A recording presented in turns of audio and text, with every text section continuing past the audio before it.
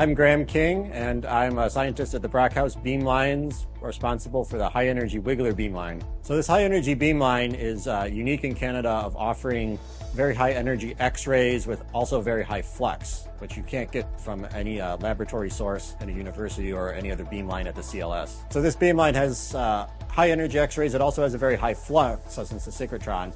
This allows you to collect data very quickly. So if you're doing like a time resolve experiment, you can collect very high quality data in just a few tenths of a second or a few seconds. It also allows you to get very good statistics in your data, which you need to create high quality pair distribution functions, which is something that's very hard to do when you're not at a synchrotron. So we have a wide range of research coming here. We have a lot of battery users. We have a lot of earth science people looking at minerals. We also have a lot of people doing like engineering and material science, looking at metals such as steels and other metals such as zirconium. We have a mail-in system where if you have just a few samples for simple room temperature measurements, you can mail them to us and we'll just run them for you. You don't have to come.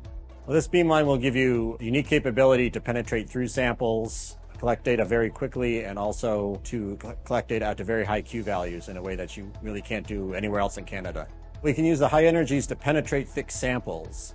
So we can penetrate like pieces of metal, or we can also penetrate entire devices such as batteries. So we can monitor phase changes in these materials as a function of cycling batteries or heating up a piece of steel or any other change like that where we need to sample the entire thickness of the sample very quickly. The high energy also allows us to collect data to very high Q values that we can use to collect high resolution pair distribution functions to look at local structures of materials that aren't completely crystalline.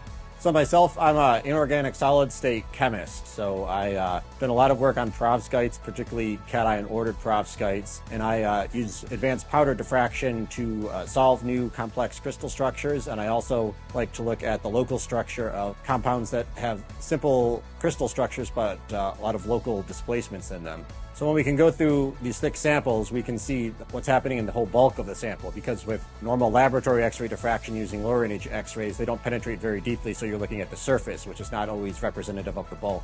I think for me, it's very exciting to work at such a unique facility where I get to collaborate on projects that range over such a wide variety of topics.